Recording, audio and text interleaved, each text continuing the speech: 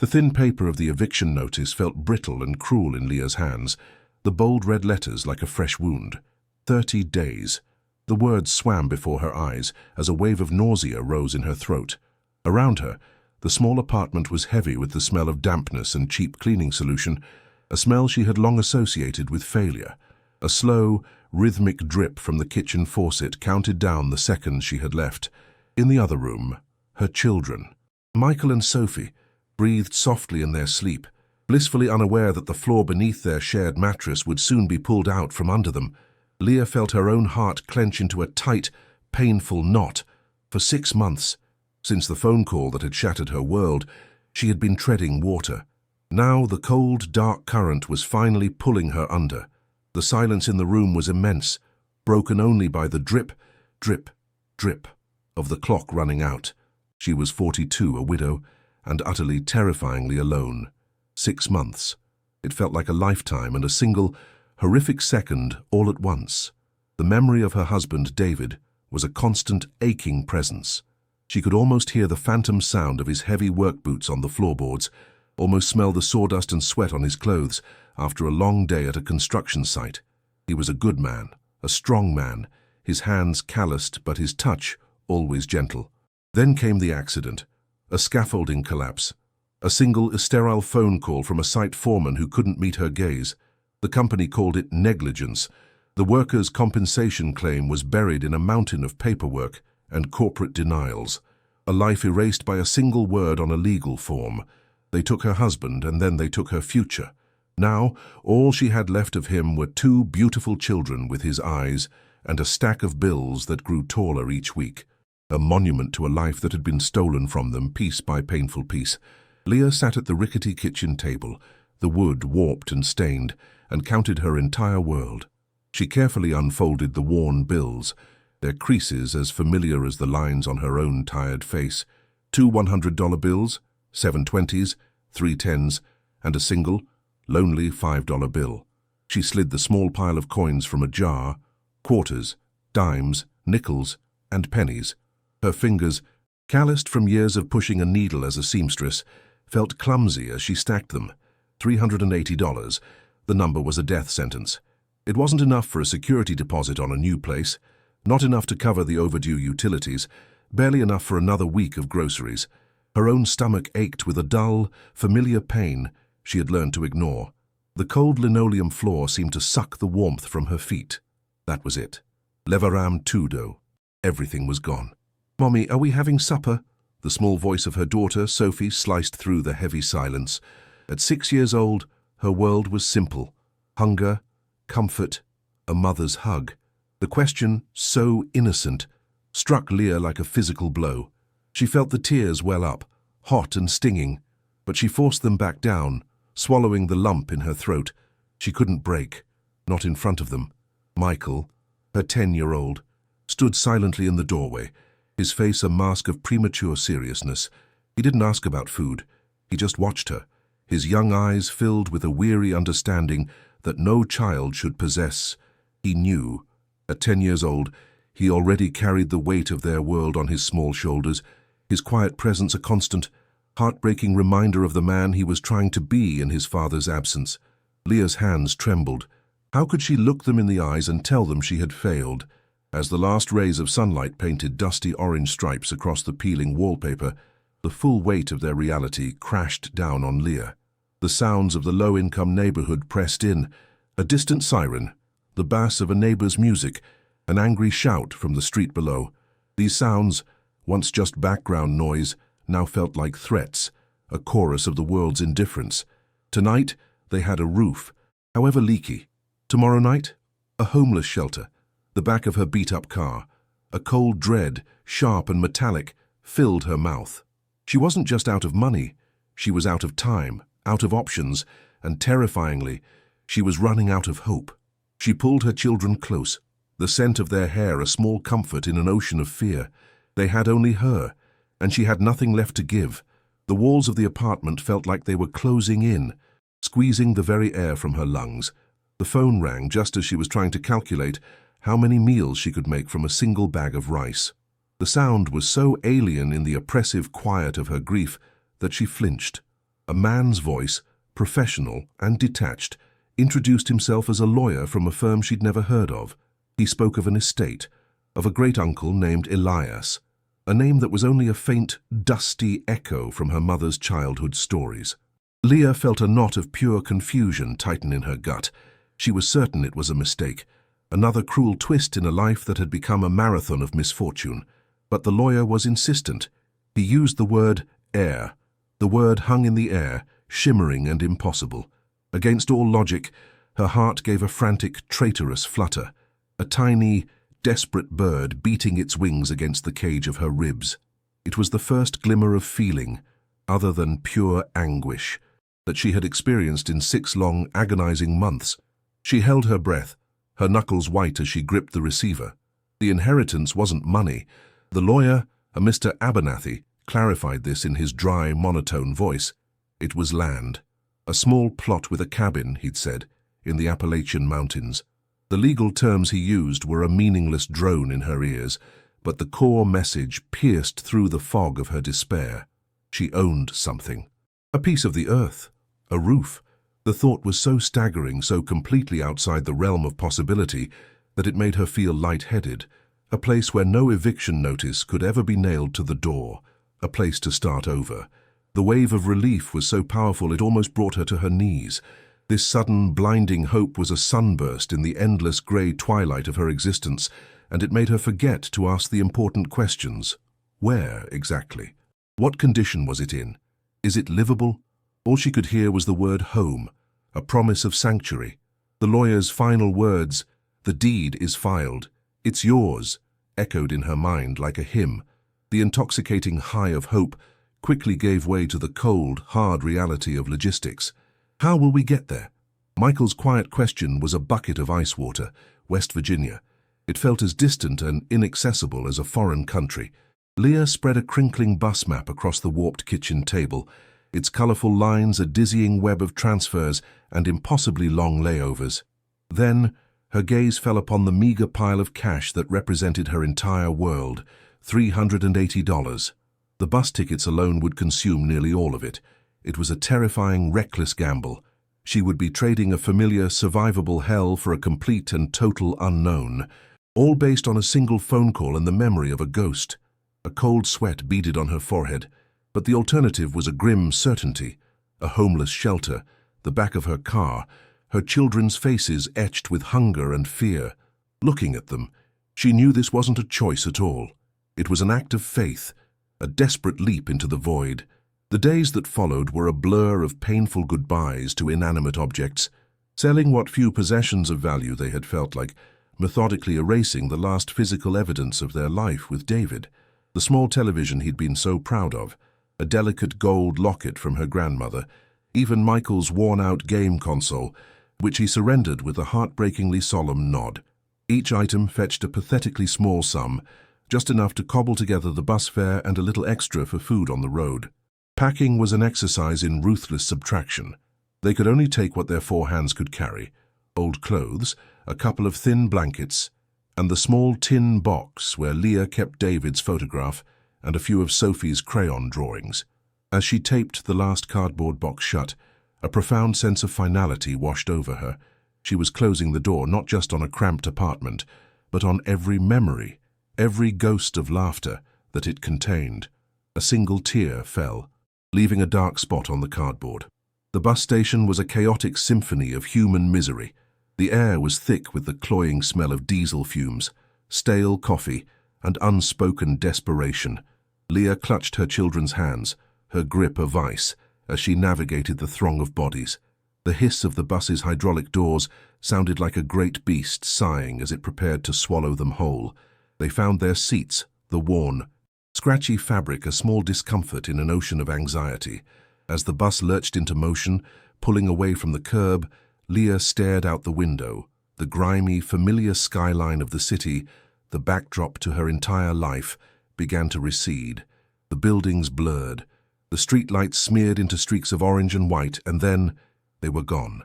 She felt her chest tighten with a suffocating mixture of terror and a strange, wild hope.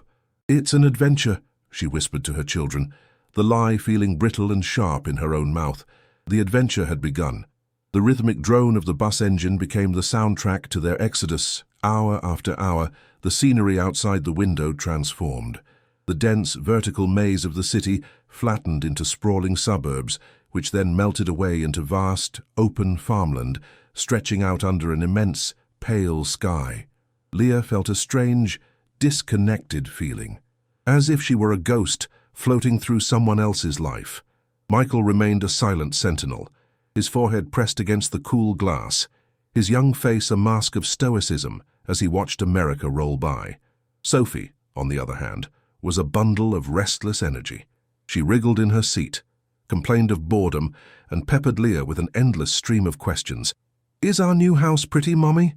Can we have a dog? Is it there yet?" With each question, Leah added another brushstroke to the fantasy she was painting for them, a cozy cabin with a swing and a garden, praying that reality would not betray her words too cruelly. After 2 days that felt like 2 years, their journey ended in a small, forgotten town that seemed to have been bypassed by time itself. The air here was different, tinged with the sharp scent of pine and the rich smell of damp earth. The final leg of their trip was in a rattling, rust-eaten pickup truck, driven by a silent, grizzled man who agreed to take them up the mountain for the last of their travel money. As the truck turned off the cracked pavement and onto a narrow, winding dirt road, the world changed. The trees pressed in on all sides, a towering, silent army of green that swallowed the sunlight and plunged them into a cool, dim twilight. The man grunted, his first words in miles. "Ain't been nobody up to the old Elias place for years. Surprised it's still standing D." A chill, sharp and sudden, shot down Leah's spine. The fragile flame of hope that had burned so brightly within her began to flicker and sputter in this cold, mountain air. The truck's engine whined in a high, strained pitch as it clawed its way up the increasingly steep and treacherous path. What had once been a road was now little more than a muddy, rock-strewn trail, so overgrown that thick branches scraped and shrieked along the truck's metal sides like spectral fingers. The sound set Leah's teeth on edge. She felt her heart begin to pound a frantic, heavy rhythm in her ears, a drumbeat of pure panic against the overwhelming silence of the forest. There were no other houses, no mailboxes, no power lines snaking through the trees. There was only the endless, suffocating green. The isolation was a tangible thing, a heavy blanket that smothered the sounds of the outside world and pressed in on the small cab of the truck. A primal, deep-seated fear began to uncoil in the pit of her stomach. This wasn't the peace of the countryside. It was the terrifying emptiness of complete and utter abandonment. With a final, shuddering groan, the truck lurched to a halt in a small clearing choked with weeds and thorny bushes. "This is it," the driver mumbled, leaving the engine to rumble. "End of the line." He swung their few bags out of the truck bed, where they landed on the damp earth with a soft, final thud. Leah's hand trembled as she gave him her last crumpled $20 bill. He snatched it, climbed back into the cab without another word, and began the slow, careful process of reversing back down the trail. Leah and her 2 small children stood frozen, watching the truck's red taillights shrink until they were swallowed by the forest's gloom. The sound of its engine faded, and in its place rushed a silence so profound and absolute that it felt like a physical weight. It was the silence of a vacuum. Her last connection to the world was gone. She finally turned to face her new home, and the breath left her body in a silent gasp of horror. It was not a cabin, it was a corpse. The word ruin was a kindness it did not deserve. The structure before them was a skeletal shack, leaning precariously, as if a strong wind would be enough to finish the job gravity had started. The roof had a massive, gaping hole in its center, a black maw open to the weeping sky. Shingles were scattered around it like fallen leaves. The front porch sagged at a drunken, dangerous angle, its planks rotten and covered in a slick, green film of moss. The windows were not merely broken, they were jagged, empty sockets, their frames holding onto a few sharp teeth of glass. The wood of the walls was bare and silvered with age, stripped of any paint by decades of harsh weather. Thick, woody vines crept up the sides, their tendrils reaching through the broken windows like grasping fingers, trying to pull the derelict structure back into the earth from which it came. The beautiful dream she had clung to for days shattered instantly. She took a hesitant step forward, her boots sinking into the soft, wet ground. With all her strength, she pushed on the front door. It didn't swing open so much as slump inward, emitting a long, agonizing shriek from its rusted, corroded hinges. The moment the seal was broken, a wall of scent struck her. It was a physical blow, a suffocating, gag-inducing wave of pure decay. It was the thick, putrid odor of years of trapped dampness, of festering mold, and of rotting wood. Beneath that was the sharp, acrid stench of animal waste and the sickly, cloying sweetness of something long dead. Leah reflexively slapped a hand over her nose and mouth, her stomach heaving violently. Sophie dissolved into a fit of coughing beside her. This wasn't the smell of an old, dusty house.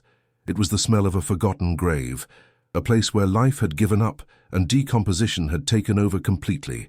The air itself felt thick, diseased, and utterly unbreathable. Her eyes struggled to adjust to the oppressive darkness inside, slowly picking out shapes in the gloom. The single room was a scene of total dereliction, a thick, filthy blanket of dust, cobwebs, and dried leaves coated every surface, disturbed only by the tiny, frantic tracks of unseen creatures. In one corner, a table lay on its side, a leg snapped off. The remains of 2 chairs were scattered like bones. Heavy, grey cobwebs, as thick as cotton, hung from the low ceiling beams and draped the skeletal remains of furniture in a morbid tapestry. Rain had poured through the holes in the roof for years, creating dark, spreading stains like bruises on the walls and turning patches of the dirt floor into pools of stagnant black water. In a dark corner, 2 tiny points of light gleamed for a second before a rat darted into the shadows, its claws making a dry, scratching sound that echoed unnervingly in the dead air. Leah stumbled back out of the shack, gasping for the cleaner, pine-scented air of the clearing. She felt the last of her adrenaline-fueled strength evaporate, leaving behind a vast, hollow ache. This was it. This was the bottom of the well. She had spent every last dollar, dragged her traumatized children hundreds of miles, and burned every bridge to her old life for this. A decomposing shell in the middle of an indifferent wilderness, with no electricity, no running water, and no way back. The forest, which had seemed merely remote before, now felt actively hostile. The towering, silent trees were no longer a majestic sight. They were the iron bars of a prison, and the profound silence was not peaceful, but the sound of being utterly and completely forgotten. She had chased a mirage of hope right off the edge of a cliff. A wave of vertigo washed over her, as the catastrophic weight of her mistake threatened to pull her to the ground. Michael, as always, was her silent shadow, his small face chalk white, his eyes wide with a terror he was trying to choke down. He clutched his backpack to his chest like a life raft in a stormy sea, but Sophie, too young and too tired for such stoicism, finally broke. Her face crumpled, and a thin, piercing wail of pure misery escaped her lips. "I want to go home, Mummy," she sobbed, burying her face in the fabric of Leah's jeans. "I don't like it here. It smells yucky." Each sob was a fresh stab of guilt in Leah's heart. She sank to her knees in the damp dirt and pulled both of her children into a fierce, desperate embrace.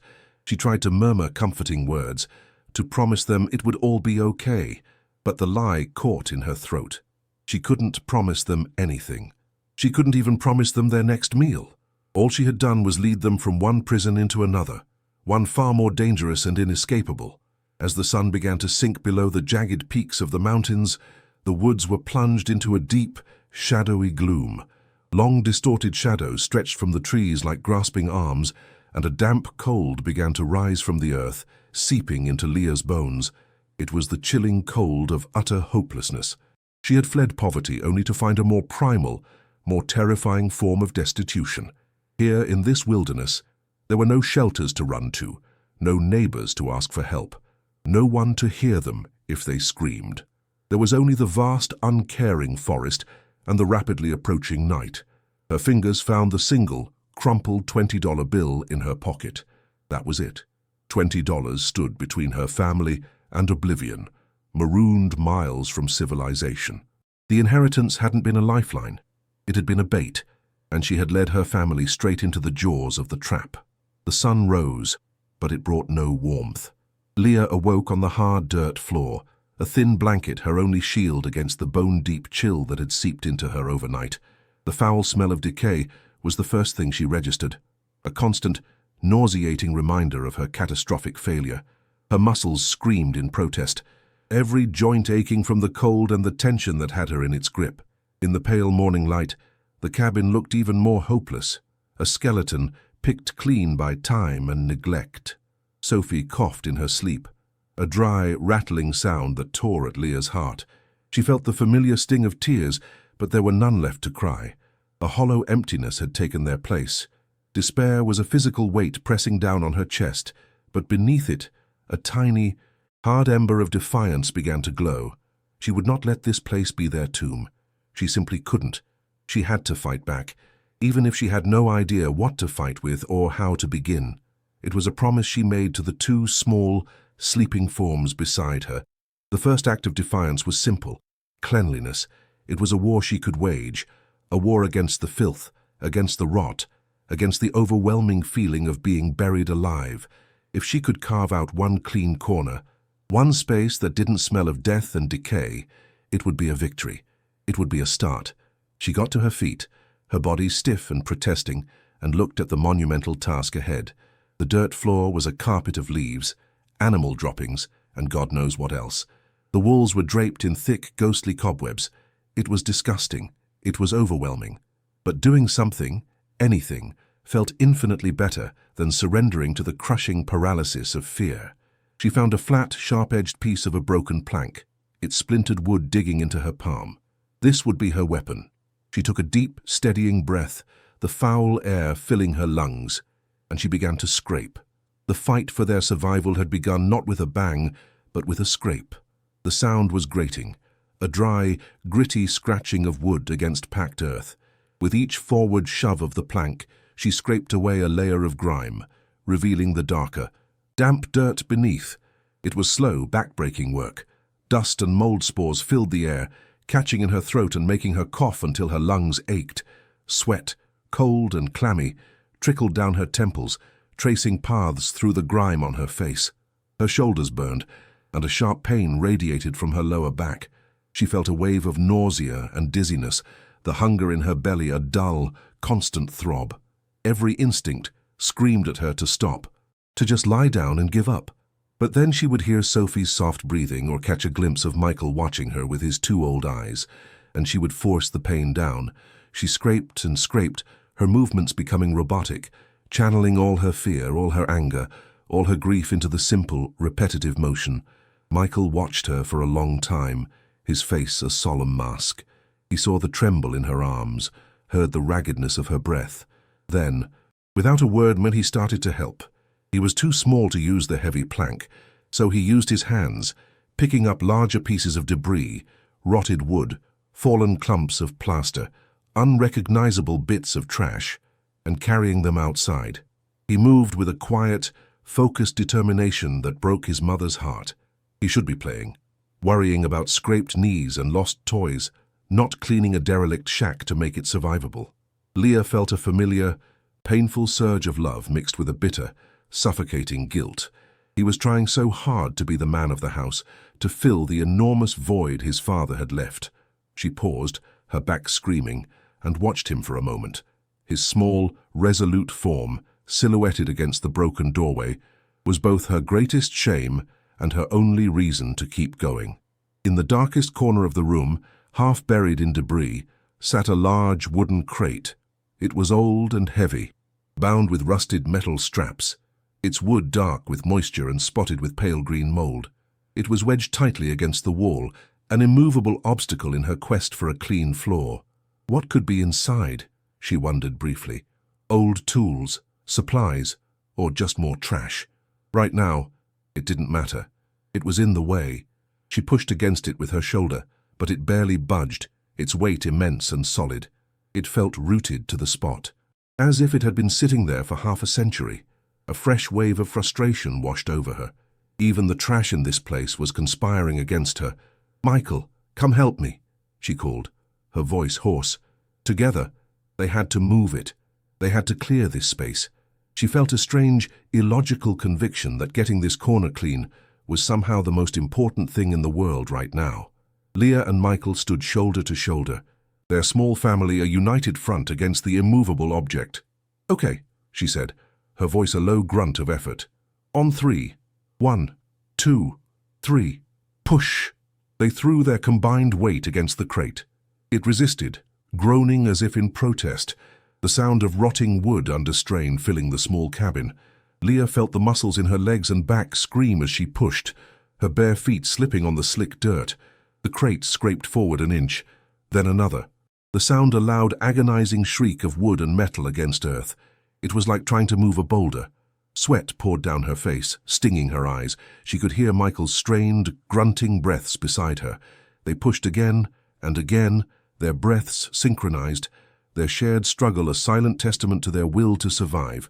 Inch by painful inch, they dragged the heavy crate away from the wall, revealing the patch of floor it had guarded for decades. And then she saw it. The space where the crate had been was different.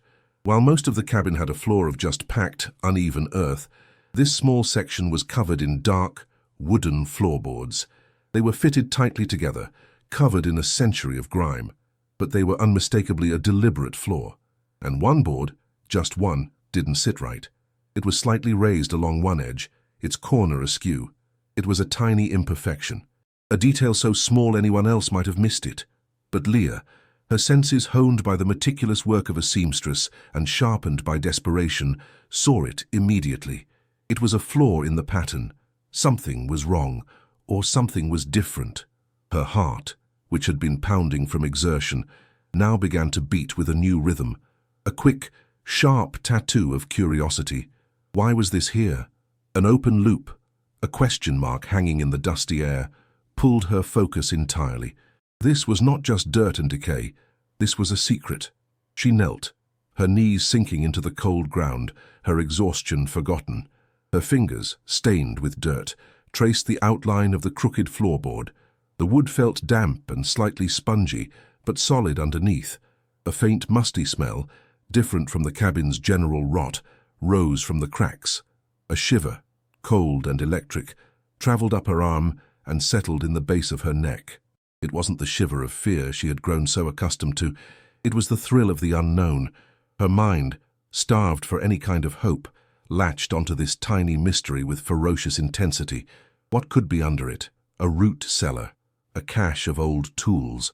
Her imagination, which had been painting only pictures of doom, suddenly sparked with other possibilities. In this place of absolute nothingness, a single, loose floorboard felt like a profound and deliberate clue, a message left just for her. She had to know what was underneath. Using the same splintered plank she had used as a scraper, she wedged its sharpest corner into the thin crack alongside the loose board. She put her weight on it, using it as a lever. The old wood resisted, then let out a low, protesting groan that echoed in the silence. She pushed harder, her muscles trembling with a mixture of strain and anticipation. The nails, rusted and weakened by decades of damp, began to pull free from the joist below. With a final, soft thwump, the board gave way, popping loose from its resting place. The sound was quiet, but to Leah, it was as loud as a gunshot. She tossed the lever aside and reached down with her bare hands, her heart hammering against her ribs. The board was heavy and damp. She lifted it away, revealing a dark, square cavity carved into the earth beneath. The air that rose from the hole was cool and smelled of old leather and dry soil. Her eyes adjusted to the dim light of the opening. There, nestled in the center of the dark hollow, was a small, tightly wrapped bundle. It wasn't a box or a bag, but an object carefully shrouded in a piece of dark, worn leather, tied shut with a thin leather thong. The wrapping had protected its contents from the moisture that had rotted everything else. It was placed with care, with intention. This was not something that had been lost. It had been hidden. Her breath caught in her throat. She reached into the hole, her fingers brushing against the cool, slightly oily surface of the leather. It felt ancient, sacred. The world outside this small 3-foot square of mystery ceased to exist. The hunger, the cold, the fear, it all melted away, replaced by a singular burning question. What was inside? Her hands trembled as she lifted the mysterious package from its hiding place, its weight feeling both insignificant and immense. She carried the bundle to the sliver of light coming through the broken doorway and knelt on the floor, the children gathering close, their faces alight with a curiosity that mirrored her own. Her fingers, clumsy with adrenaline, worked at the tight knot of the leather thong. It was stiff and dry, and she had to work it back and forth until it finally loosened. She carefully unwound the thong and unfolded the stiff, dark leather. The material cracked slightly at the creases, releasing another faint puff of that ancient, earthy smell. Inside, nestled in the center, was not the glint of gold or the sparkle of jewels she might have fantasized about. It was something dark, heavy, and unassuming. Her initial flicker of hope dimmed for a second, replaced by confusion. Then she lifted it into the light. The weight of it in her palm was surprising. It was solid, real, and it felt like it held a story she couldn't yet read. It was a key, a single, large iron key, its surface pitted and coated with a fine reddish-brown patina of rust that flaked off onto her skin. The design was archaic, hand-forged. The shaft was thick and solid, the bit complex and jagged. It was a key made to open something important, something secure.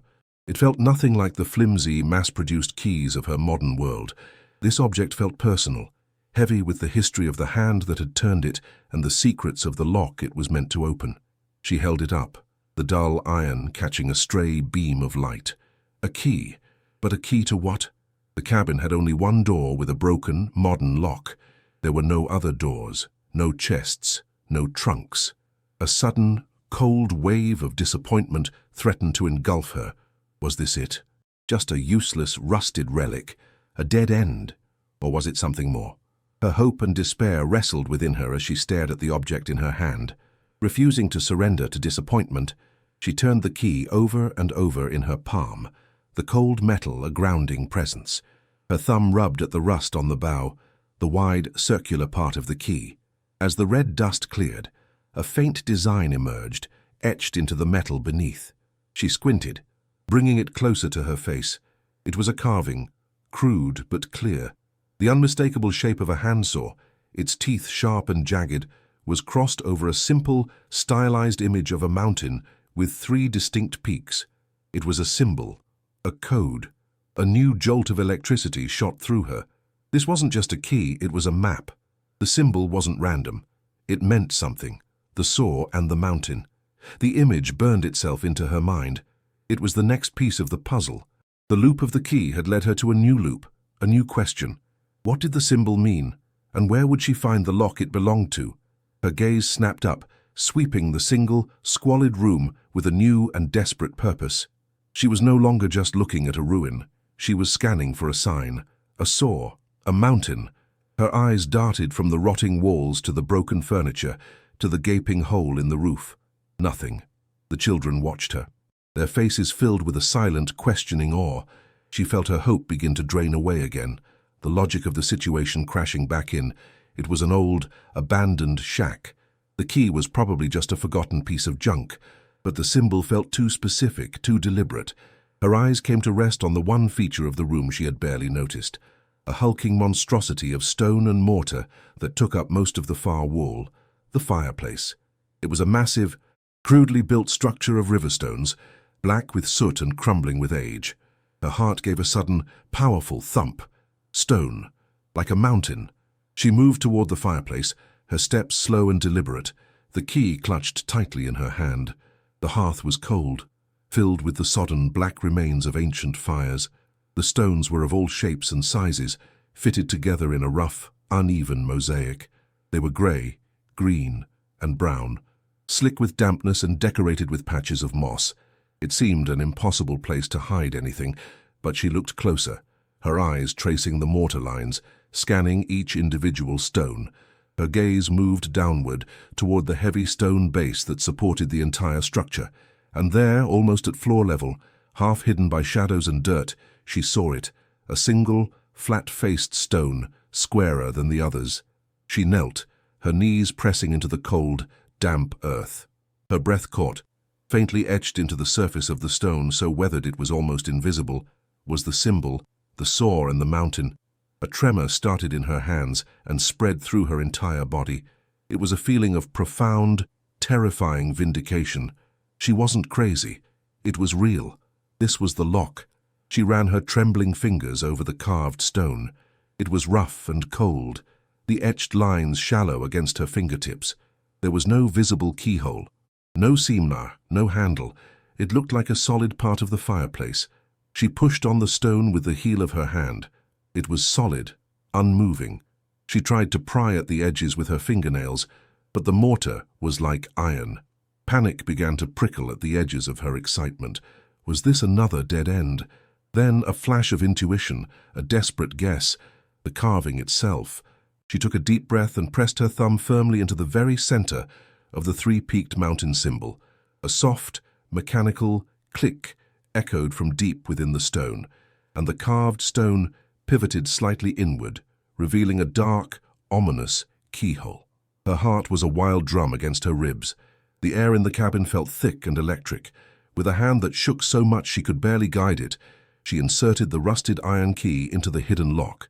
It slid home with a gritty, scraping sound, the sound of metal meeting metal for the first time in decades. It was a perfect, snug fit. She held her breath and turned the key. There was resistance, then a series of loud, heavy clunks from deep inside the hearth, the sound of ancient, heavy tumblers falling into place. The sound was deafening in the silence. She pulled on the edge of the pivoted stone, and an entire section of the fireplace base, a heavy slab of rock and mortar she had never even seen as a separate piece, began to lift. It was a trap door, perfectly camouflaged. It swung upward on hidden hinges, revealing a yawning blackness beneath the cabin floor. A blast of air rushed up from the opening, carrying with it a scent that was entirely different from the cabin's suffocating rot. It was a cool, clean smell, the smell of dry earth, of deep stone, of a place sealed away from time and decay. It was the ancient breath of the mountain itself. Leah, Michael, and Sophie all leaned forward, peering into the inky void. It was not a cellar or a crawl space. It was a deep, circular shaft, its sides lined with stone. A crude but sturdy ladder was carved directly into the wall of the shaft, descending into a darkness so complete it seemed to swallow the light. A well, a dry well. Her great-uncle Elias, the man she barely knew, had hidden his greatest secret not in a box, but in the very earth beneath his home. Whatever was down there, he had wanted to make sure it was never, ever found by accident. The mystery was no longer in the cabin. It was in the deep. A primal fear warred with an unconquerable curiosity. The darkness of the well was terrifying, an invitation to a place man was not meant to go, but the desire to know, to understand the secret she had unearthed, was even stronger. She looked at Michael and Sophie, their small faces pale in the dim light. "Stay here," she commanded, her voice steadier than she felt. "Don't move from this spot." She had no flashlight, no lamp. She grabbed a long, dry piece of wood from the debris pile, tore a strip of fabric from the hem of her own shirt, and wrapped it tightly around the end. Using the last precious ounces of fluid in her disposable lighter, she coaxed the makeshift torch to life. The flame sputtered, then caught, casting a flickering, golden glow that pushed back the oppressive shadows. Taking a deep, ragged breath, she swung her legs over the edge and began the slow, terrifying descent into the earth. The stone rungs of the ladder were cold and slightly slick with mineral dampness, and she tested each one before putting her full weight on it. The torch in her other hand cast her own shadow, huge and monstrous, dancing on the curved stone walls around her. The light from the trapdoor above shrank to a small grey square, and then she was completely enveloped in the subterranean darkness, alone with her small, sputtering flame. The air grew colder, the silence more profound. The only sound was her own ragged breathing and the soft scrape of her boots against the stone. The well was deeper than she had expected, maybe 15-20 feet. Her foot finally touched a solid surface. She had reached the bottom. She held the torch high, her eyes scanning the small circular space. The floor was covered in a fine, soft sand, and there, in the dead center, as if placed on a stage, was a dark green metal box. It was a footlocker, the kind soldiers might use, its paint chipped and peeling, its corners dented from rough handling. A thick, heavy-duty padlock with a rusted shackle secured the hasp. So close. She was so close, yet stopped by one final barrier, A surge of pure, primal frustration coursed through her. She was not going to be defeated now. Not after all this. She set the torch down, wedging it between two stones in the wall where it cast a steady, albeit dim, light. Her eyes frantically scanned the floor of the well. Her gaze landed on a loose, jagged rock near the base of the wall, about the size of a loaf of bread. It would have to do. She lifted it, grunting with the effort. It was heavy, unwieldy. She positioned herself over the footlocker, raised the rock above her head with both hands, and brought it down with every ounce of strength she possessed.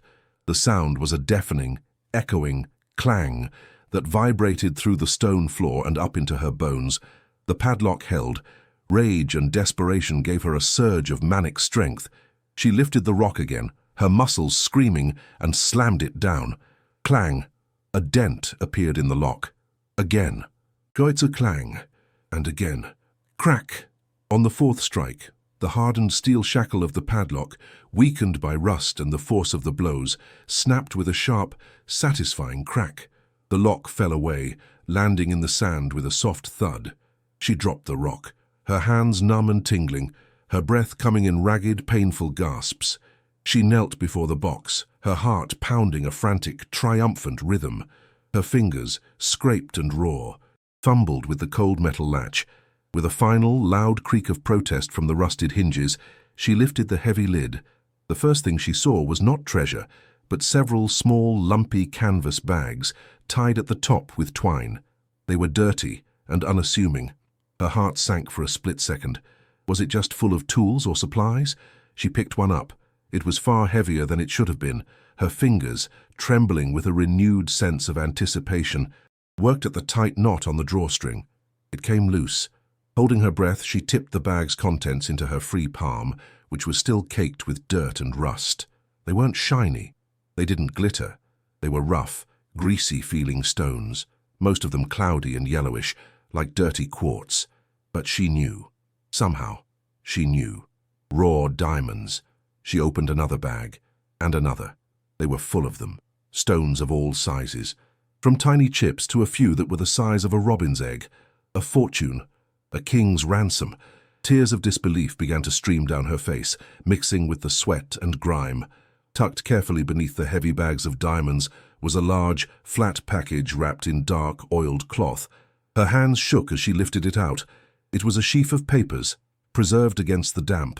The paper was yellow and brittle, the ink faded to a pale brown. On top was a set of intricate maps, hand-drawn on drafting linen, showing the geological strata of the surrounding mountains. They were covered in meticulous notes, numbers, and symbols she didn't understand. Beneath the maps lay a thick, folded document bearing a faded but official wax seal. She unfolded it carefully. It was an original deed of title. Her great-uncle's name, Elias Thorne, was written across the top in a confident, looping script. She scanned the legal description of the property, her eyes widening. He hadn't just owned the small plot the cabin sat on. The deed was for hundreds of acres, a massive tract of the surrounding mountainside. At the very bottom of the metal box, lying flat against the cold steel, was a single book. It was a hardcover journal, its leather binding cracked and dry, the title embossed in faint gold leaf, Geological Field Notes. She opened it with reverent hands. The pages were filled from edge to edge with a tight, spidery script, the ink fading in places. It was her great-uncle's diary. She flipped through the pages, seeing dates stretching back years, filled with scientific observations. Then she turned to the last few pages. The handwriting changed, becoming frantic, slanted, and messy. The words leaped off the page, telling a story not of geology, but of human greed. He wrote of his discovery of a massive diamond lode, of a powerful man trying to steal his land, of forged documents and threats. The very last entry was short, a few terrifying lines scribbled in haste. A cold dread, far colder than the air in the well, seeped into Leah's soul. She hadn't just found a treasure. She had found a motive for murder. Climbing back up the stone ladder was an agonizingly slow process, her body screaming with a chilling combination of exhaustion and a new, terrible energy. The metal box, clutched in one arm, felt impossibly heavy, its cold corners digging into her ribs. Her makeshift torch, wedged into a crack in the wall of the well, sputtered and hissed, casting long, distorted shadows that danced like demons as she ascended from the earth's cold grasp. Each rung was a monumental effort. Her mind was a whirlwind, replaying the frantic, spidery script from the final pages of the journal. "He will bury me to get to my mountain." The words were a brand on her soul. When she finally heaved herself over the edge and back into the foul air of the cabin, she felt a profound change within her. She had descended into the well a desperate widow, a victim of circumstance. She had emerged a keeper of a dark and dangerous secret, the sole inheritor of a dead man's terror. Her heart was a frantic drum, beating a rhythm of pure, unadulterated fear. She slammed the heavy stone trap-door shut. The solid, final thud echoed in the small cabin, a sound of grim finality, as if she were sealing a tomb. For a long moment, she just stood there in the gloom, her breath coming in ragged gasps, the smell of burnt fabric from her extinguished torch mingling with the ever-present stench of rot. The world she had returned to was the same, yet utterly different. The peeling walls, the holes in the roof, the dirt on the floor. It was no longer just a scene of poverty. It was a crime scene. A cold sweat beaded on her forehead as she looked at her children, their innocent faces filled with confusion and concern. How could she protect them? The journal's story had transformed her inheritance from a simple piece of land into a battlefield. Every tree outside, every shadow in the corner of the room, was now imbued with a latent menace. She felt a wave of nausea, the same she'd felt reading the eviction notice, but this was sharper, colder. This was the taste of mortal danger. The journal detailed her great-uncle Elias's initial discovery with a scientist's precise joy. He hadn't seen wealth.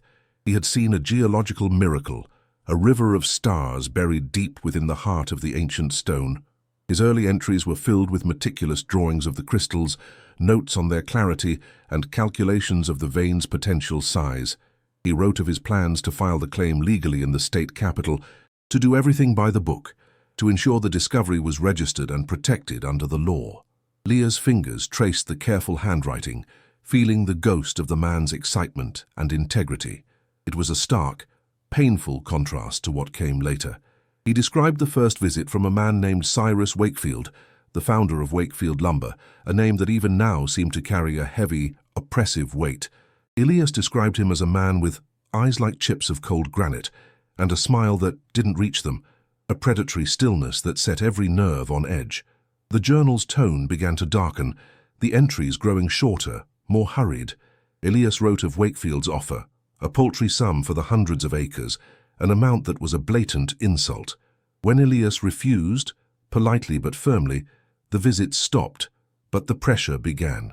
He wrote of finding unfamiliar survey markers hammered deep into his property line, of strange men seen at the edge of the woods, their faces obscured by distance and shadow.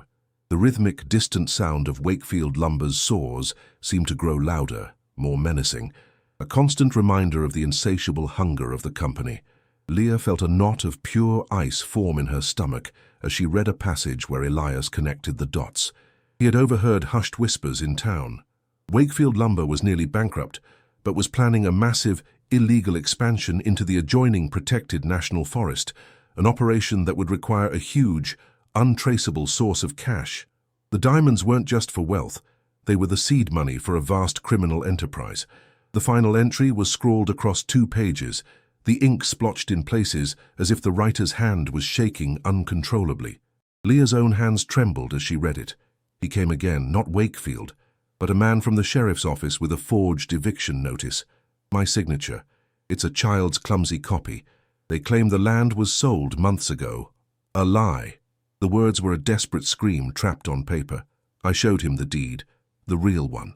The deputy just smiled. He works for Wakefield. They all do. I have hidden the truth in the earth. The key is the mark of my trade and my home. If I disappear, it is not an accident. He will not stop. He will bury me to get to my mountain. God help whoever finds this. The entry ended there, abruptly, a life cut short. Leah closed the journal, a sob catching in her throat. The silence of the cabin was now filled with the echo of her great-uncle's final, terrified plea. She was the one who had found it, and God help her. She was alone. The hours that followed were a blur of numb activity. Leah knew she couldn't leave the metal box in the cabin. With a strength born of pure terror, she pried the stone trapdoor open again, the sound grating on her raw nerves. She carefully lowered the box back into the cold darkness of the well, her fingers brushing against the rough canvas bags of diamonds one last time. It felt like burying a body. The evidence, the fortune, the curse, all of it went back into the earth. She sealed the heavy stone door, then painstakingly dragged the massive wooden crate back over it, camouflaging the secret once more. She swept dirt and debris over the floorboards, erasing any sign of her discovery. But she couldn't erase the knowledge. It was a poison in her blood, a constant hum of fear beneath her skin. She had to act normal. She had to pretend for her children that they were just a poor family trying to survive in a ruin, not the keepers of a secret that could get them killed. The next morning, the forest seemed different, hostile. The gentle whisper of wind through the pine trees now sounded like a menacing hiss. The sharp cry of a hawk circling overhead made her heart leap into her throat. Every snapped twig, every rustle in the undergrowth could be one of his men, watching her from the shadows. Paranoia was a fever that gripped her, making her skin crawl and her hands tremble. She tried to create a routine, a fragile bubble of normalcy against the encroaching dread. She sent Michael to fetch water from a small stream she'd found half a mile away, a task that now sent waves of anxiety through her.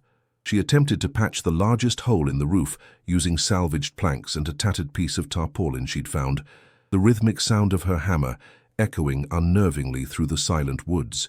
The physical labor was a welcome distraction, a way to channel her frantic energy, but it couldn't quiet the voice in her head, the voice that whispered, "He knows you're here." It happened in the late afternoon, when the sun slanted through the trees, painting the clearing in long, ominous stripes of light and shadow. It began as a low, almost imperceptible vibration in the ground, a distant hum that grew steadily into the powerful, confident rumble of an expensive engine. It was a sound of civilization, of money and power, a sound that was utterly alien to this remote, forgotten place. Leah froze, her hand still holding a rusty nail, the hammer dangling from her other hand. Her blood ran cold. She instinctively grabbed Sophie, pulling the girl behind her, her body forming a flimsy shield. Michael, returning with 2 sloshing buckets of water, stopped dead at the edge of the clearing, his eyes wide with alarm.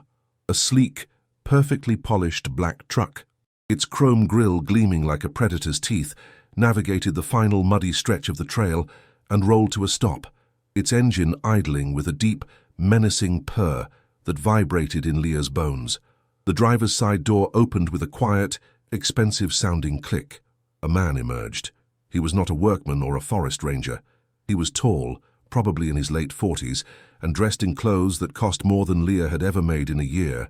A crisp, light blue button-down shirt, dark earn tailored trousers, and immaculate leather boots that seemed to mock the mud and grime of the clearing. His dark hair was perfectly styled, and his face was handsome, rugged, like an actor playing a wealthy rancher. He radiated an aura of absolute confidence and control. As he walked toward them, his smile was wide and disarming, a politician's smile. "Mrs. Miller, Leah," he called out, his voice smooth and resonant, a practiced instrument of charm. "I'm Arthur Wakefield. My apologies for dropping in unannounced. I heard you'd moved in, and I wanted to welcome you to the mountain." He extended a clean, manicured hand. Leah just stared at it, her own hand filthy and calloused, her heart hammering against her ribs. The name Wakefield struck her like a physical blow. She did not take his hand. It hung in the air between them for a moment before he withdrew it, his smile never wavering, though something cold flickered in his eyes. His gaze swept over the dilapidated cabin, lingering for a moment on the gaping hole in the roof and the broken windows. His expression was one of carefully crafted sympathy, the kind a king might show a peasant. "My father, Cyrus, he loved this land," Arthur said, his voice dripping with false reverence. "He built his entire life here. Wakefield Lumber is this county's heart, and we feel a certain responsibility for it. I was so sorry to hear about the old Elias Thorne place falling into such disrepair. It's become something of an eyesore, a blight on an otherwise beautiful mountainside." Every word was a carefully polished lie, a performance for her benefit. Leah felt a wave of cold fury rise within her. This man, the son of a thief and likely a murderer, was standing on the land his father had stolen, talking about blight. The hypocrisy was suffocating. Arthur Wakefield clasped his hands behind his back, adopting the posture of a generous benefactor, about to bestow a great gift. "Look," he said, his tone shifting to one of magnanimous concern. "I know this property has sentimental value, but let's be frank, it's a liability. The land is unstable, the structure is condemned. It's no place to raise a family." He paused, letting the weight of his words sink in. "My company is undertaking a local beautification project, cleaning up some of these derelict lots. I'd be willing to take this one off your hands, help you get a fresh start somewhere safe. I can offer you $5,000. Cash." The number, so paltry, so insulting, hung in the air. It was a test. It was just enough money to seem like a miraculous lifeline to a woman as desperate as she appeared, yet it was less than the value of a single one of the larger diamonds buried beneath their feet. A cold, metallic taste filled Leah's mouth. He was dangling a few crumbs in front of her, trying to buy back a kingdom for pennies. Leah's mind screamed, the audacity of him, standing there offering her a pittance for land that was soaked in her family's blood and worth 1,000 fortunes. A wild, reckless impulse urged her to scream the truth in his face, to tell him she knew about the journal, the diamonds, the murder. She wanted to see the mask of civility shatter from his handsome face. But one look at Michael and Sophie, huddled behind her, their eyes wide with fear, smothered that fire instantly. She could not put them in that kind of danger. She had to play his game. She had to be weak. She had to be the ignorant, desperate widow he saw her as. She swallowed the rage, pushing it deep down into the pit of her stomach, and forced her face to remain a mask of exhausted despair. She looked at the ground, avoiding his piercing gaze. I don't know," she whispered, her voice barely audible. "It's a lot to think about. I'll have to think about it." The words felt like ash in her mouth, a surrender she didn't want to make. For a fraction of a second, the friendly mask on Arthur Wakefield's face slipped. His smile tightened at the corners, and the warmth in his eyes evaporated, replaced by a flash of cold, reptilian calculation. He had expected immediate, grateful acceptance. He had expected tears of relief. Her hesitation, her quiet, "I'll have to think about it," was not part of his script. It was an anomaly, a variable he hadn't accounted for. A flicker of suspicion crossed his features. Why would a destitute woman with 2 children living in a ruin need to think about an offer of $5,000? His sharp gaze moved from Leah's face to the cabin, then to the children clinging to her legs. He was reassessing her, his mind working quickly behind the polished facade. He had come here expecting to deal with a simple problem, a piece of administrative cleanup. A cold realization began to dawn on Leah's face as she watched him. He doesn't just suspect, he knows there's something here. He just doesn't know that I know. The pleasant mask was back in place in an instant, but it was thinner now, more brittle. Of course," Arthur said, his voice once again smooth as honey. "You take all the time you need." He gave a final, patronizing smile and turned to walk back toward his gleaming truck. His expensive boots made soft, deliberate sounds in the mud. He opened the driver's side door but paused before getting in, turning back to face her. His smile was gone. His expression was now flat, his eyes cold and hard as stone. "You think about it," he repeated. But the tone was entirely different. It was no longer an offer. It was an order. His voice dropped to a low, confidential murmur that carried across the clearing with chilling clarity. "But don't think too long." He cast a slow, deliberate look at the dense, darkening woods that pressed in on all sides of the small clearing. "These woods can be a dangerous place for a woman alone with her kids," he said softly. "Accidents happen." The words were not a warning. They were a promise. The big truck's engine roared to life, the sound an aggressive violation of the mountain's quiet. Without a backward glance, Arthur Wakefield reversed the vehicle, its tires churning mud, and disappeared back down the trail he had carved. A heavy silence, thick with the smell of diesel fumes and unspoken menace, descended upon the clearing. The threat hung in the air, a toxic fog, long after he was gone. Accidents happen. It was the same veiled language of power her great-uncle had faced. Leah pulled her children close, her body trembling uncontrollably. The truth she had unearthed was no longer a historical secret. It was a loaded gun pointed directly at her family. The immense fortune buried beneath her feet was not a path to salvation, but a lure in a deadly trap. She was caught, a fly in a spider's web, holding a truth that could destroy a powerful man, but also a truth that could get her and her children silenced forever. Their disappearances just another accident in these lonely woods. What would you do in her place? Would you run, take the diamonds and the secret, and hope he never found you? Or would you stay and fight for justice, risking the very lives of your children against a monster who had already killed to protect his legacy? The raw terror Arthur Wakefield had left behind did not dissipate with the sound of his engine. It condensed, sinking into the damp earth, clinging to the rotting wood of the cabin like a toxic mist. His final words, "Accidents happen," played on a continuous, horrifying loop in Leah's mind. They were a death sentence, elegantly delivered with a smile. She stood frozen in the clearing, the silence of the forest no longer a comfort but a vast, listening ear, waiting for the inevitable. Her own heartbeat was a frantic, panicked drum against her ribs. A cold sweat slicked her skin despite the day's humidity, and her stomach churned with a nausea born of pure dread. She looked at Michael and Sophie, their small forms huddled against her, their faces pale with a confusion that would soon curdle into fear. Wakefield hadn't just threatened her, he had marked her children. The realization was a shard of ice in her heart. The hunter had named his prey, and the woods felt like the walls of a cage, closing in with agonizing slowness. The paralysis of fear lasted only a moment before a frantic, desperate energy took its place. She couldn't stay here. This cabin, this supposed sanctuary, was now a tomb waiting to be sealed, but the thought of leaving was just as terrifying. The single dirt road leading down the mountain was a death trap. Wakefield would surely have it watched. The thought of walking for miles on an open road with two small children, with nowhere to go and no one to turn to, was unthinkable. It was a choice between two equally horrific fates: to wait for the predator to return, or to walk willingly into a different, more exposed kind of danger. She sank to her knees, the damp earth cold against her skin, and hugged her children. Their warmth was a small, solid anchor in a swirling sea of panic. Then she remembered the truck driver's words, a casual remark she had barely registered at the time. "Ain't been nobody up to the old Elias place for years." The plural, years. The words implied a past, a time when someone else had been up here.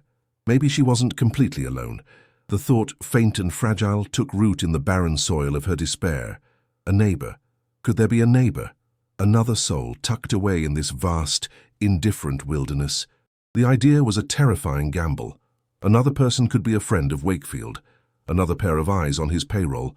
Approaching a stranger would mean revealing herself, potentially accelerating her own demise.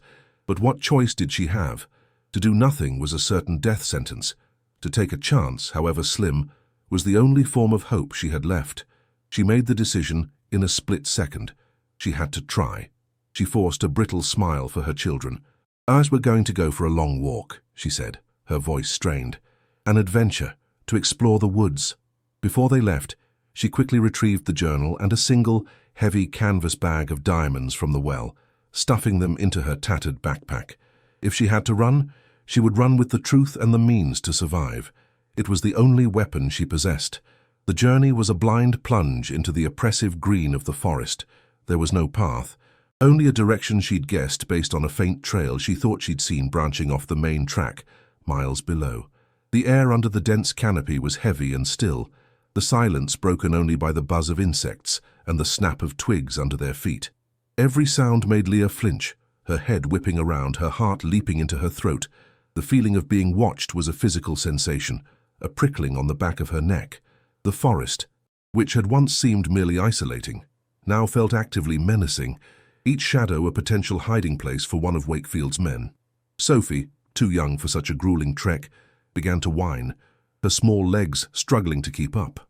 Michael, however, remained stoically silent, his eyes darting nervously into the woods, his hand gripping a sturdy stick like a miniature soldier guarding his family. The weight of his premature maturity was another sharp pain in Leah's chest. After nearly an hour of struggling through dense undergrowth, and swatting at biting flies. She smelled it, a scent so out of place in the wilderness that it stopped her dead in her tracks. Wood smoke. It was faint, a barely there ribbon of scent carried on the humid breeze, but it was unmistakable. It was the smell of a hearth, of a home, of human life. A wild, dizzying wave of hope and fear washed over her. She had been right. Someone else lived out here. But who? Was she walking toward a savior, or into another, more cleverly laid trap? Her hand went instinctively to the backpack, to the heavy weight of the journal and the diamonds within. She took a deep breath, the smell of smoke growing stronger, and pushed forward, pulling the children along. The trees ahead began to thin, and a sliver of light broke through the canopy. She was getting close. Her heart pounded a frantic, desperate rhythm against her ribs. Each beat a question, friend or foe. She emerged from the tree line into a small, sun-dappled clearing that was the complete antithesis of her own. Here, order reigned. A small, sturdy log cabin stood straight and proud, a thin plume of grey smoke curling lazily from its stone chimney. In front of it, rows of vegetables grew in a meticulously tended garden, and firewood was stacked in a neat, towering pile against one wall. It was a place of work, of life, of stubborn persistence against the wilderness. A man, old and wiry, but with the corded muscles of a lifetime of labor, was rhythmically splitting logs with an axe. He moved with a slow, practiced economy of motion. He stopped mid-swing, his head tilting as if he'd heard a sound only he could perceive, and slowly turned. His face was a magnificent testament to age, a landscape of deep wrinkles and sun-weathered skin, but his eyes, under a shock of white hair, were sharp, intelligent and deeply wary as they landed on Leah and her children. Leah felt her throat go dry. This was the moment. She raised a hand slowly, a universal gesture of peace, and stepped fully into the clearing. "Hello?" she called out, her voice thin and uncertain. "I'm sorry to intrude." The old man rested his axe against the chopping block, but didn't move any closer. His sharp eyes took in her disheveled appearance, the children hiding behind her legs. The desperation that must have been radiating from her like heat. "I'm Leah," she said, her voice gaining a little strength. "Leah Thorne. My great-uncle was Elias Thorne. The cabin up the ridge was his." At the mention of the name, a profound change came over the man's face. The wariness softened, replaced by a flicker of recognition, then a deep, unmistakable sadness that seemed to settle in his old bones. "Elias Thorne," he murmured, the name a ghost on his lips. "I'm Jedediah Miller. Folks call me Jed. I knew your great-uncle. Come on up to the porch. The children look like they could use a drink of water." The inside of Jed's cabin was a sanctuary, where Leah's was a tomb of rot and decay. This place was alive with warmth and the comforting smells of brewing coffee, pine wood, and old paper. A cheerful fire crackled in a well-swept stone hearth, its light dancing on the spines of books that lined a makeshift shelf. A handmade quilt was draped over a simple wooden bed, and clean pots hung from hooks near the fireplace. It was the home she had dreamed of, a small, perfect bubble of civilization carved out of the wilderness. Jed moved with a quiet grace, handing Michael and Sophie tin cups of cool well water and a thick slice of freshly baked bread to share. The simple act of kindness was so overwhelming that Leah felt her carefully constructed composure begin to crumble. She had to swallow hard against the lump forming in her throat. She had been so alone, so terrified, and this stranger's simple generosity was like a balm on a raw wound. But the relief was fleeting, quickly overshadowed by the terror that had driven her here. She couldn't afford to waste time. Arthur Wakefield's threat was a ticking clock. As soon as the children were settled on a small rug by the fire, she turned to Jed, her hands trembling as she unslung her backpack. "I'm in trouble," she said, the words coming out in a rushed, desperate whisper. "I think he was murdered." She pulled out the leather-bound journal, its cover dry and cracked. "I found this. It was hidden in a well under the cabin." She opened it to the last few frantic pages, the spidery, terrified script, a stark accusation in the cozy room. He wrote about a man named Wakefield, Cyrus Wakefield. She held the book out to Jed, her arm shaking. "Please, I need to know if this is real." Jed's face went pale as he saw the journal. He took it from her, his own old, gnarled hand trembling almost as much as hers. He recognized the book. Jedediah sat heavily in his rocking chair, the journal held with a reverence usually reserved for a holy text. He didn't need to read much. His eyes scanned the final, desperate entry, and a long, slow breath escaped his lips, a sound of profound and ancient grief. He slowly closed the book and looked up at Leah, his sharp eyes now clouded with a sorrow that seemed to span decades. "Elias Thorne," he murmured again, his voice a low, gravelly rumble. "He was the best man I ever knew. A good man, a brilliant man. He loved these mountains, not for what he could take from them, but for what they were, for their stories." He placed the journal on the small table beside him and met Leah's desperate gaze. The silence in the room was thick with unspoken history. "Aye," he finally said, his voice heavy with the weight of his next words. "Every word of it, every last damned word you read in that book is the God's honest truth." He had just confirmed her worst nightmare. The old man's confirmation landed with the force of a physical blow, stealing the air from Leah's lungs. It was one thing to read a dead man's terrified words. It was another entirely to have them verified by a living witness. The abstract horror became sickeningly real. "Cyrus Wakefield," Jed began, his voice a low, bitter growl as he stared into the fire. "He wasn't just a businessman. He was a king, and this county was his own personal fiefdom. He owned the land. He owned the mill. He owned the sheriff. He owned the judges. He built an empire on lumber and fear." Jed described Cyrus as a man who saw the world as a collection of things to be possessed. "He had a hunger in him that could never be filled," Jed continued. "When he looked at this mountain, he didn't see the beauty Elias saw. He saw board feet, he saw profit, and if a man, a law, or a line on a map stood in his way, he just removed it. Simple as that. We all knew it, and we all were too damn scared to do a thing about it." Jed's gaze drifted past Leah, toward the window that faced the direction of her cabin, as if he could see the ghost of his old friend. Elias knew he'd stumbled onto something immense. He was like a child on Christmas morning. He was so excited, but he was scared too. He told me Cyrus had started sniffing around, making those offers of his that felt more like a snake coiling around you. Elias wasn't a fool. He knew the kind of monster he was dealing with. Jed shook his head slowly, a deep sadness in his eyes. "He told me he was taking precautions, hiding his proof in the heart of the stone itself. I never understood what he meant until this very moment." He gestured toward the journal. "I told him to run. I begged him to just sell the land for whatever he could get and disappear. But Elias was a man of principle. He believed in the law, in doing things the right way." A sad, bitter smile touched Jed's lips. He didn't understand. The law doesn't run this high up the mountain. Only Wakefield's law does. Then, Jed's voice dropped to a conspiratorial whisper, his eyes dark with a memory he had clearly tried to bury for 40 years. It was a confession. The night he disappeared, I knew something was wrong. The air felt heavy, sick. I saw headlights up at his place, which was impossible. Elias didn't own a car. Jed described creeping to the edge of his own property, hiding in the trees, and seeing two figures moving around the cabin in the dark. They weren't strangers. They were two of Cyrus Wakefield's foremen, men known throughout the county for their brutality, men who did Cyrus's dirtiest work. "I saw them," Jed whispered, his voice cracking with a shame that was still raw after all these years. "I heard them arguing, and then nothing. I was too scared to move. I just hid in the dark like a coward and listened to the silence. By morning, Elias was gone. The truck was gone. It was like he had just evaporated." His confession was a dagger in the quiet room. "I did nothing," Jed said, the words seeming to cause him physical pain. "I went back to my house, to my wife and my own boy, and I bolted the door. The next day, Cyrus's people put the word out that Elias had taken a geology contract in Alaska, said he'd sold the land and left in the middle of the night." He let out a harsh, dry laugh devoid of any humor.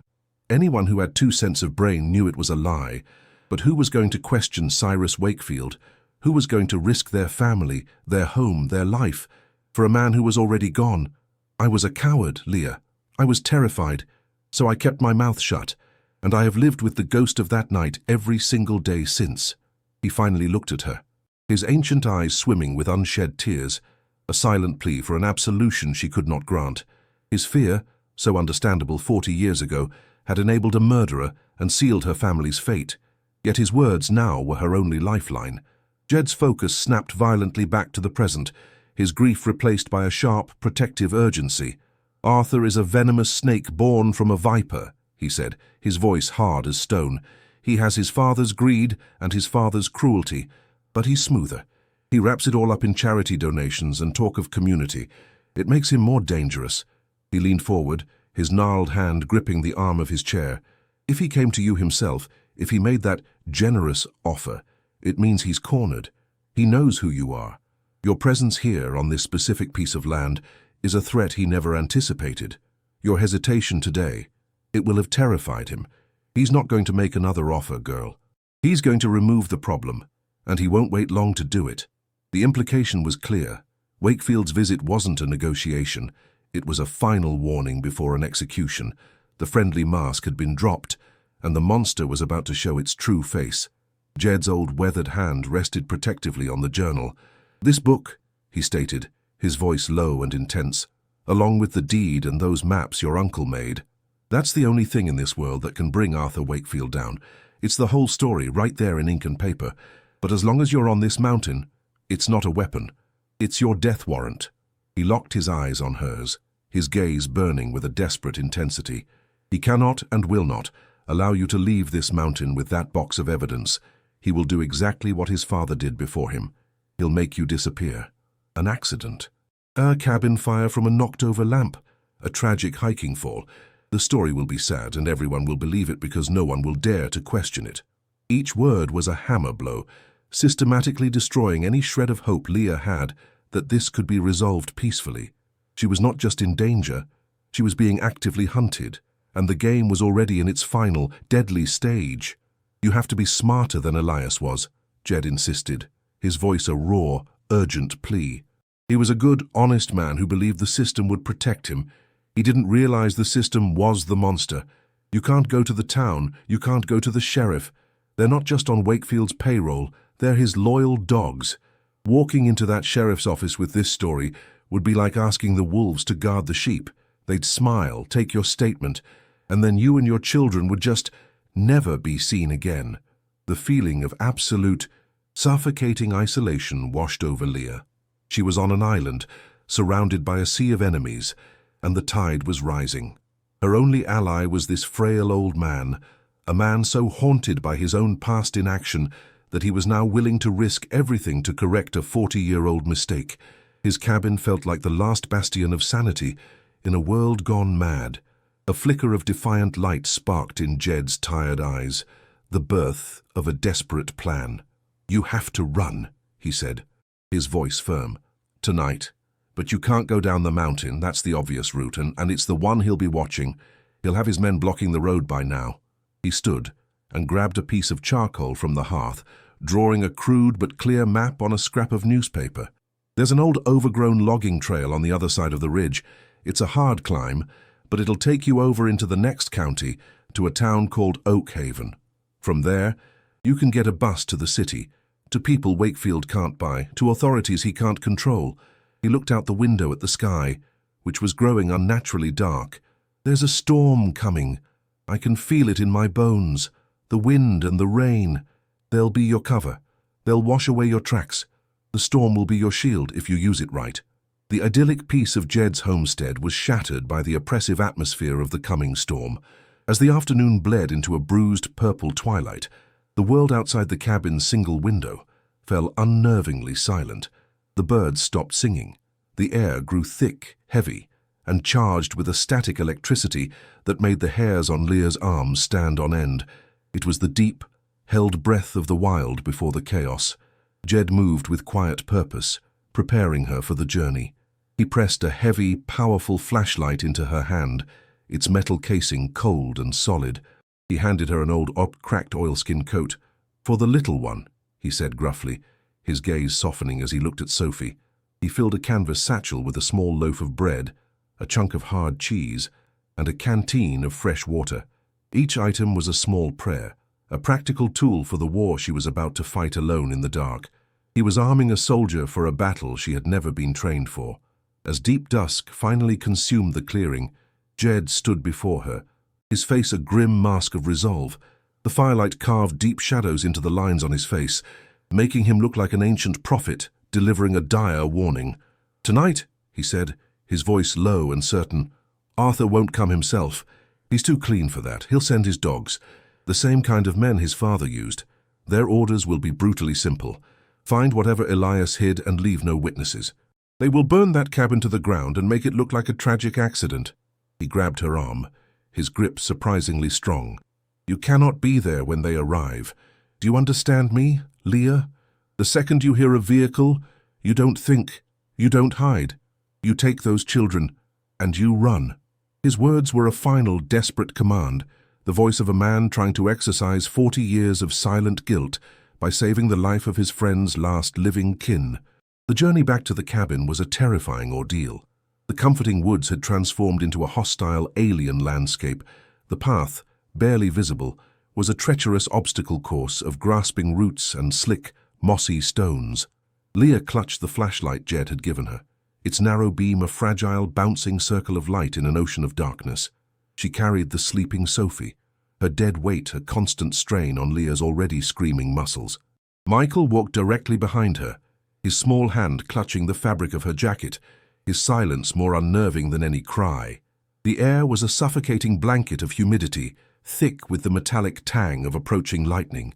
She could feel the storm building, a palpable pressure in the atmosphere, the weight of her daughter in her arms, the heavier weight of the secrets in her backpack, and the crushing weight of Jed's words pressed down on her, threatening to drive her into the mud. Once inside the derelict cabin, the air felt even more suffocating. The oppressive silence was no longer empty. It was pregnant with a terrible, imminent violence. Leah worked with a frantic, silent haste, not daring to light a lamp that could be seen from the trail. Guided only by the weak beam of her flashlight, she heaved the heavy stone trapdoor open one last time. The smell of the deep earth, cool and dry, rushed up to meet her. With her strength already failing, she knew she couldn't lift the entire metal box out. Instead, she reached deep into the well's cold darkness, her arms plunging into the unknown. Her fingers found the rough canvas of the diamond sacks and the smooth oilcloth wrapping the journal. She pulled them out and shoved them deep into her own worn backpack. The heavy, irregular lumps were a brutal weight against her spine, the price of their freedom and the reason for their death sentence. The first drops of rain began to fall, hitting the sagging roof like scattered pebbles. The sound quickly intensified, the sporadic splats merging into a steady drumming that grew into a deafening roar. A low rumble of thunder vibrated through the floorboards, the opening growl of the storm Jed had promised. A savage gust of wind howled through the broken windows, causing the entire cabin to groan and shudder, as if it were a dying beast. The storm was here. Her cover had arrived. Leah shoved their last meager possessions, a thin blanket and the canteen of water from Jed, into a second bag. She moved to the rear wall, to the small rotten window that faced away from the front clearing. With a pry of her fingers, she confirmed the wood was soft and splintered. It would give way. This was their only escape route. Her body was coiled like a spring, every nerve ending screaming with a mixture of terror and readiness. A sudden, blinding flash of lightning bleached the world of color, illuminating the clearing in a ghastly, flickering white. For a split second, she saw every raindrop frozen in the air. It was followed an instant later by a colossal crack of thunder that felt as if it had split the very mountain in two.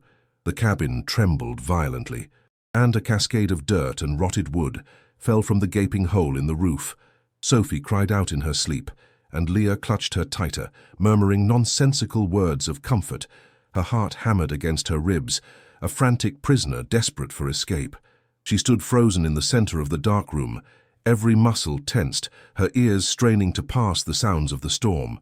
She was listening for one specific noise, the one Jed had warned her about, the unnatural sound of man and machine invading this maelstrom.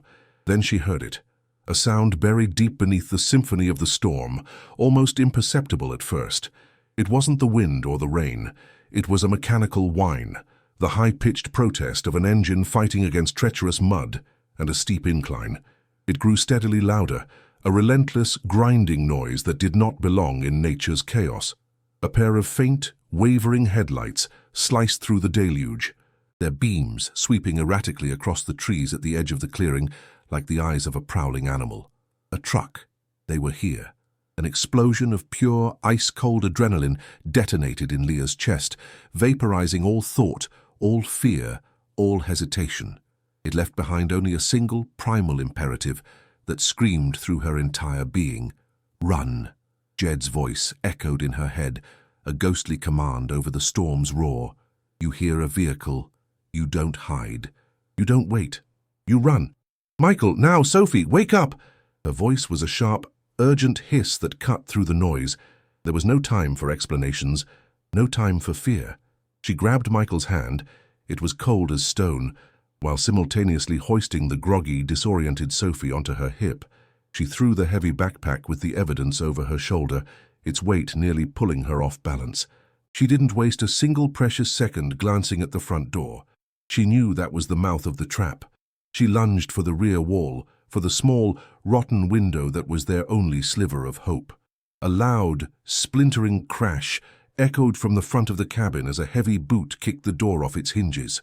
The thud of heavy footsteps landed on the dirt floor. "In here. Check it out," a rough, guttural voice shouted, shockingly close. The hunters were inside the house. She didn't think, she acted. With a desperate, guttural cry, she slammed her shoulder against the rotting wood of the rear window frame. The frame shattered, the decayed wood exploding outward into the storm. She kicked out the remaining splinters, creating a jagged, dark mouth leading into the chaos of the night. "Go!" she hissed, shoving Michael toward the opening. "Run for the trees and don't look back." He scrambled through without a word, a small, brave shadow vanishing into the maelstrom. At the same instant, a powerful beam from a flashlight cut through the darkness of the cabin, pinning her against the back wall. "Hey, there she is!" a man shouted from the front doorway. A loud bang followed as he kicked over the table, starting his charge toward her. Time had run out. Clutching Sophie so tightly, the child cried out. Leah threw herself through the broken window. A long, sharp splinter of wood tore through the fabric of her jeans and into her thigh. The pain a searing, white-hot flash that her adrenaline-soaked brain barely registered. She landed hard in the thick, cold mud below, the impact jarring her teeth. The muck sucked at her boots as she scrambled to her feet, her lungs burning. The rain was a solid wall of water, blinding her, choking her. In a flash of lightning, she saw the terrifying silhouette of a huge man stuck in the window frame, his face a contorted mask of fury. "She's getting away! Grab her!" he bellowed over the roar of the thunder. The hunt was on. She was no longer just a victim. She was prey, and the predators were right behind her. She ran. It was a purely instinctual, animalistic flight, divorced from conscious thought. She plunged headlong into the absolute blackness of the tree line, the forest instantly swallowing her whole. The flashlight Jed had given her was gone, lost in the fall from the window. She was running completely blind, guided only by the feel of the rising ground beneath her feet. Invisible branches whipped at her face, leaving stinging cuts. Thorny vines clawed at her legs, tearing at her clothes, trying to drag her down into the mud. She could hear Michael ahead, his panicked crashing through the undergrowth a small beacon in the dark. Sophie was sobbing now, her small, terrified cries muffled against Leah's neck. Behind them, she could hear the pursuit, the heavy, blundering sounds of two large men, their shouted curses snatched away by the wind. They were close, far too close. The forest was a black, churning nightmare, and the storm was its soundtrack. Every brilliant flash of lightning revealed a terrifying, frozen tableau of twisted trees, lashing rain, and a ground that was a treacherous bog of mud and roots, offering no clear path forward. Leah's only compass was Jed's instruction: get to the ridge. The searing pain in her leg was a constant, throbbing fire, and her lungs felt as if they were tearing apart. But the feeling of her daughter's small body clinging to her and the sound of her son scrambling desperately ahead were the only things in the universe. The brutal weight of the journal and the diamonds on her back was the weight of their future, the only thing that could justify this terror. She stumbled, her ankle twisting, and fell hard to her knees. For a second, she thought she couldn't get up, but then she heard a man shout from the darkness behind her, and a ferocious maternal rage, stronger than any pain, stronger than any storm, surged through her and propelled her back to her feet. She burst through Jed's door like a phantom spat out by the storm, a whirlwind of mud, rain, and sheer animal terror. The solid wood slammed shut behind her, a final, definitive barrier against the howling chaos of the night. Jed, who had been waiting by the window, turned, his face a grim mask in the lamplight. He saw it all in a heartbeat. Leah's face, chalk white and streaked with filth, the deep, bleeding gash on her thigh, her jeans torn and soaked in blood, and the children, Michael, a statue of shock, and Sophie, a trembling, sobbing bundle in her mother's arms. The air in the warm, dry cabin was instantly thick with the cold smell of the storm, of wet earth, and the sharp, metallic tang of fear. For a long moment, the only sounds were Leah's ragged, tearing gasps for air and the unrelenting roar of the rain on the roof. The hunt was over. They had reached the sanctuary, but the horror of the chase was still clawing at their heels, its phantom breath cold on their necks, a terror she could still feel. Jed didn't flinch. Decades of living on the edge of the wilderness had burned away any capacity for panic. His movements were slow, deliberate, a calming anchor in the swirl of Leah's terror, while she stood trembling, unable to process anything beyond the adrenaline still coursing through her veins. He bolted the heavy timber lock on the door with a solid, reassuring thunk. He gently took the sobbing Sophie from Leah's arms, wrapping the child in a thick wool blanket he kept by the fire. He looked at Leah, his eyes taking in the blood soaking her leg, and then at the backpack clutched in her white-knuckled grip. Without a word, he turned and crossed the small room to a little alcove where a single, ancient black telephone sat on a small wooden table. It was a heavy plastic push-button model, its coiled cord yellowed with age. He lifted the receiver, the plastic cool and solid.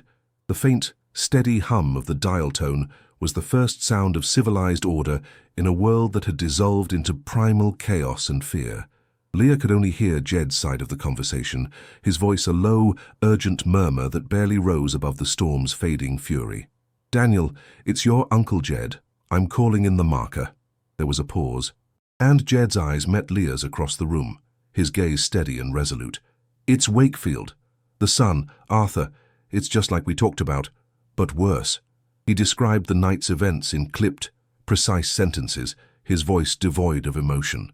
"Elias Thorne's heir is here, in my cabin. She has the proof, the journal, everything. He sent men. They tried to kill her and her children tonight. Attempted murder. Arson. This is it, son. This is the whole thing. The land, the motive, the 40-year-old crime, and a brand new one to nail him with. I need you here. Not the locals. You... Now." He listened for another moment, then hung up the phone with a quiet click. "He's coming," Jed said, his voice a promise. "The FBI is coming." The words were so impossible, so unbelievable, that Leah felt a wave of dizziness. The long hours between the phone call and the dawn were a strange, suspended limbo. The storm finally broke, its rage giving way to a soft, persistent dripping from the eaves of the cabin and the distant gurgle of newly formed streams. The world outside fell into a profound, exhausted quiet. Jed, with a quiet competence that astounded Leah, cleaned and stitched the gash on her thigh with a sterilized needle and thread, the sharp sting a grounding pain in the numbness of her shock. He gave Michael and Sophie warm milk and honey, and they finally succumbed to a deep, twitching sleep on a pallet of blankets by the fire. Leah sat in Jed's rocking chair, the heavy backpack resting at her feet like a loyal dog. She felt a strange calm settle over her. The terror was still there, a cold stone in her gut, but it was no longer in control. She watched the shadows dance on the walls, listening to the gentle hiss of the fire, the soft breathing of her children, and the slow tick of an old clock, waiting for justice to arrive. It came with the sunrise, not as a thunderous arrival, but as a subtle, creeping shift in the morning's quiet. A low, powerful hum, the sound of multiple well-tuned engines, grew steadily from the woods below. Leah's heart leaped into her throat, a reflexive spike of fear, but Jed put a calming hand on her shoulder. "That's not him," he murmured. "That's them." She went to the window, her hands trembling. A convoy of 3 black SUVs, their bodies sleek and immaculate despite the muddy trail, emerged from the tree line and rolled to a silent stop in Jed's clearing. The doors opened with quiet precision. and men in dark suits and tactical vests marked with bold, yellow FBI letters stepped out. They moved with a silent, coordinated efficiency that was profoundly intimidating. They weren't thugs. They were professionals. The leader, a tall man with a calm, serious face, approached the cabin. Jed opened the door. "Uncle Jed," the man said, his voice full of relief. "Let's get you all somewhere safe." The dawn raid on Arthur Wakefield's sprawling estate was executed with the chilling precision of a military operation. While agents secured Leah and the evidence, another team descended on the king's castle. The sounds were not of chaos, but of controlled force. The sharp command, "FBI, search warrant," echoing in a marble foyer. The swift, silent spread of agents through the luxurious home. Arthur Wakefield was found in his personal study, a room lined with leather-bound books and overlooking the mountains he believed he owned. He was dressed in a silk robe, a cup of coffee in his hand, a look of complete and utter disbelief on his handsome face as the agents entered. There was no struggle, no grand confrontation. The sight of Jed's nephew, Daniel, holding up the weathered leather journal of Elias Thorne was enough. The mask of power crumbled, leaving behind only a pale, cornered man. The soft, metallic click of the handcuffs was the only sound as 4 decades of brutal legacy came to an inglorious end. Leah's new world was a sterile, quiet office in a federal building. The air smelled of clean carpets and paper, a universe away from the rot of the cabin and the damp earth of the forest. A kind-faced woman from the U.S. Attorney's office sat across from her, a tape recorder spinning silently between them. For the first time, Leah told the entire story, from the eviction notice to the chase through the storm. Her voice, which had trembled with fear for so long, was now steady, clear, and strong. With each word, she felt the weight of the secret lifting. The journal, the maps, the deed, and the bag of raw diamonds sat on the table, no longer a curse, but exhibits A, B, C, and D in the airtight case against the Wakefield dynasty. Jed's testimony, a 40-year-old story finally brought into the light, corroborated everything. The full, immense power of the United States government had now become her shield, her advocate, and the instrument of her great-uncle's long-overdue vengeance. She was no longer running. The legal proceedings were a formality. The evidence was irrefutable. The Wakefield empire, built on a foundation of theft, corruption, and murder, crumbled under the weight of federal indictments. The 2 men who had hunted Leah through the storm confessed in exchange for lesser sentences, their testimony painting a grim picture of Arthur's ruthless commands. With the criminal case settled, the civil courts moved quickly. The forged deeds were voided, and Elias Thorne's original, meticulously preserved land title was declared valid. In a quiet, wood-paneled courtroom, a judge's gavel fell with a simple, solid thwack. Leah Thorne Miller was declared the sole, rightful heir to the entire 600-acre property. A geological survey, commissioned by the government, confirmed the diamond lode was one of the richest ever discovered in North America. The official valuation was a number so vast, so astronomical, that when her lawyer wrote it on a piece of paper, Leah could only stare at it, the ink blurring through her sudden tears. 1 year later, the air smelled not of mold, but of freshly cut grass and baking bread. The sound was not of sirens, but of children's laughter echoing through a sunny yard. Leah stood in the kitchen of her new home, a beautiful but simple house built of cedar and stone, nestled on a gentle slope with a breathtaking view of the mountains that were now hers. She was icing a birthday cake for Sophie. Her hands, once raw and trembling, now steady and sure. In the yard, Michael, his face no longer etched with that heartbreaking seriousness, was teaching his sister how to fly a kite. Jedediah sat on the porch in a rocking chair, a permanent fixture in their lives, his face content as he watched them. Leah looked at her reflection in the clean glass of the oven door. The haunted, desperate woman was gone. In her place was someone she was just beginning to recognize, a woman who had faced the abyss and had not only survived, but had clawed her way back into the light, bringing justice with her. She carried the cake out onto the porch, the candles flickering in the gentle afternoon breeze. She watched her children, their faces alight with a joy that was pure and untroubled, a joy she had feared they would never know again. The shadow of poverty and the specter of fear were gone, banished by a truth that had been buried in the earth for 40 years. The memory of her husband, David, was a quiet, constant presence, but the ache had softened into a gentle warmth. She knew he would be proud. She had not only protected his children, she had built them a new world from the ashes of the old one, a world of safety, prosperity, and peace. Leah's story is a testament to the fact that even in the darkest of places, the truth waits to be found, and that the courage of a single person can be enough to bring down an empire. Stories like these, of resilience and redemption against impossible odds, are why we are here. If you believe in the power of truth, subscribe to our channel and become part of the journey.